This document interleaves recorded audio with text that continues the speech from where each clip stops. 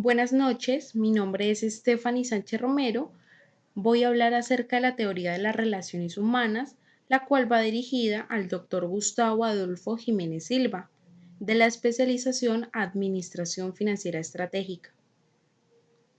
La teoría de las relaciones humanas nació en los Estados Unidos en la cuarta década del siglo XX. Fue posible gracias al desarrollo de las ciencias sociales, en especial de la psicología. Fue básicamente un movimiento de reacción y de oposición a la teoría clásica de la administración. Entre las personas que contribuyeron al nacimiento de esta teoría de las relaciones humanas, podemos citar al sociólogo Elton Mayo como un mayor referente que condujo el famoso experimento que incluye los estudios de Hampton, que más adelante voy a profundizar. En cuanto a la teoría clásica de la administración, pretendió desarrollar una nueva filosofía empresarial, una civilización industrial en la que la tecnología y el método de trabajo constituyen las más importantes preocupaciones de un administrador. En un país eminentemente democrático como lo son los Estados Unidos, los trabajadores y los sindicatos vieron e interpretaron la administración científica como un medio sofisticado de explotación de los empleados a favor de los intereses patronales. En consecuencia, la teoría de las relaciones humanas surgió básicamente en la necesidad de contrarrestar la fuerte tendencia de la deshumanización de un trabajo que se presentó con la aplicación de métodos rigurosos, científicos y precisos a los cuales los trabajadores debían someterse forzosamente. Podemos ver la teoría clásica versus las relaciones humanas en este cuadro, en la cual las relaciones humanas hacen énfasis a las personas, delegan la plena autoridad, le dan confianza y apertura, autonomía al trabajador y hacen un énfasis en las relaciones humanas, confían en las personas que son una dinámica grupal de interpersonal y tratan a la organización como un grupo de personas. En cambio, la teoría clásica trata a la organización como una máquina, autoridad centralizada, siguen líneas claras de autoridad, dan confianza, sí, pero en reglas y en reglamentos. Tiene una clara separación entre las líneas y el staff. Las cuatro causas principales del surgimiento de esta teoría de las relaciones humanas son: uno, la necesidad de humanizar y democratizar la administración. Dos, el desarrollo de las llamadas ciencias humanas. Un tercer apartado sobre las ideas de la filosofía pragmática de John y de la psicología dinámica de Kurt Lewin. Cuatro, las conclusiones del experimento de Hampton. Es por esto que la teoría de las relaciones humanas se preocupó prioritariamente por estudiar la opresión del hombre a manos del esclavizante desarrollo de la civilización industrializada. Elton Mayo, uno de los pioneros del movimiento de las relaciones humanas, dedicó sus libros a examinar los problemas humanos, sociales y políticos derivados de una civilización basada casi exclusivamente en la industrialización y en la tecnología. Sus causas que son más profundas son definidas por Mayo de esta manera. 1. El trabajo es una actividad típicamente social. 2. El obrero no actúa como un individuo aislado como miembro de un grupo social. Y es que así debe de ser. 3. La actitud del empleado frente a su trabajo y la naturaleza del grupo en el cual participa son factores decisivos de la productividad. En definitiva, la teoría de las relaciones humanas se origina por una necesidad de alcanzar una eficiencia completa en la producción dentro de una armonía laboral entre obrero y patrón, empleado o empleador. En esta razón, las limitaciones que presentan las teorías clásicas y científicas de la administración es con el fin de aumentar la rentabilidad del negocio, la cual llegó a un extremo de explotación hacia los trabajadores. Fue más o menos o básicamente un movimiento de reacción y de oposición a esas teorías de la administración. Pero bueno, ¿en qué consistió este experimento Hampton?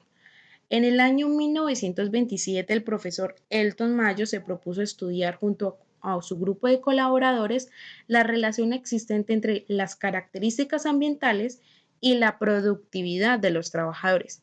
Este estudio tuvo lugar en una única empresa, la Western Electric Company, radicada en la localidad de Hampton. Sus primeros estudios fueron al principio del experimento, los cuales procedieron a dividir a un personal de la Western Electric Company en dos grupos principales. Por una parte, los experimentales, cuyos integrantes eran sometidos a unas variaciones deliberadas en la iluminación ambiental. Y por un segundo grupo, los de control. Para esos miembros, la iluminación permanecía siempre en un nivel constante y al menos aparentemente sus integrantes no experimentaban cambio ambiental alguno. Con ese paso del tiempo pudo constatarse que al mejorar las condiciones lumínicas en el lugar del trabajo, se alcanzaban incrementos en la productividad de los empleados. Lo curioso es que cuando la iluminación empeoraba, la productividad aumentaba también. Por otra parte, pues la producción también mejoraba en los grupos de control, a pesar de que sus integrantes no experimentaban cambios en las condiciones de la iluminación. En resumidas cuentas, los resultados eran ambiguos. Algo más allá de la iluminación estaba afectando en el desempeño de los empleados.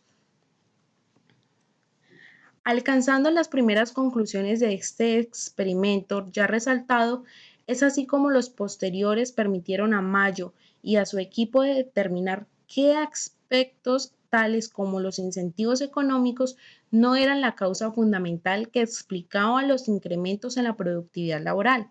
Era más bien como incrementos los cuales se relacionaban con una compleja cadena de actitudes. Es decir, el hecho de ser seleccionado y de recibir una atención especial hacía que tanto los grupos experimentales como los de control que mirábamos anteriormente adquirieran una especie de orgullo de grupo. Eso les motivaba a ellos a mejorar su desempeño.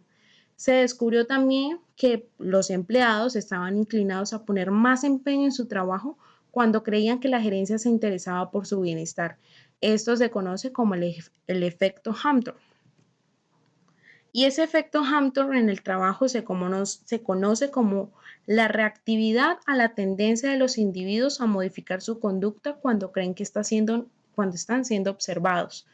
Se produce normalmente de forma involuntaria y suele estar precedido por el efecto experimentador, que son las pistas que proporcionan los propios investigadores sobre los resultados que esperan del estudio en cuestión. Los resultados del experimento de Elton Mayo sirvieron para restablecer las bases de lo que hoy se conoce como la Escuela de las Relaciones Humanas. Estos son los postulados fundamentales que se derivan del efecto Hampton. Uno, la relación entre producción e interacción social, la cual no solo afecta el desempeño o la capacidad, sino que también hace las expectativas del grupo y las normas sociales. 2. El comportamiento social de los trabajadores. 3. La comprensión de las relaciones humanas, el cual es entender el comportamiento de las expectativas de esos grupos humanos, las cuales resultan fundamentales para que la gerencia pueda inducir mejoras en los resultados y crear una atmósfera laboral más positiva. Y por último, importa más el contenido del cargo. ¿Pero qué quiere decir esto? Es como la manera más eficiente de efectuar la división del trabajo en una empresa, la cual no siempre es la especialización de los perfiles, los trabajos simples, los cuales se vuelven repetitivos y monótonos, y esto afectará negativamente sobre la motivación de los trabajadores y su productividad. En una consecuencia, la rotación puede traducirse en aumentos de productividad. Para concluir, el experimento Hampton reveló la importancia del reconocimiento y las relaciones humanas en una época en la que la teoría clásica reinaba en el mundo empresarial, es decir, que era rígida, autoritaria y deshumanizada. Hasta entonces se creía que aspectos tales como la especialización o el incentivo salarial eran suficientes para explicar y alcanzar incrementos en la productividad laboral. Al igual que la confianza de la gerencia, era capaz de motivar a sus empleados de forma más poderosa y eficaz. Muchas gracias por su atención.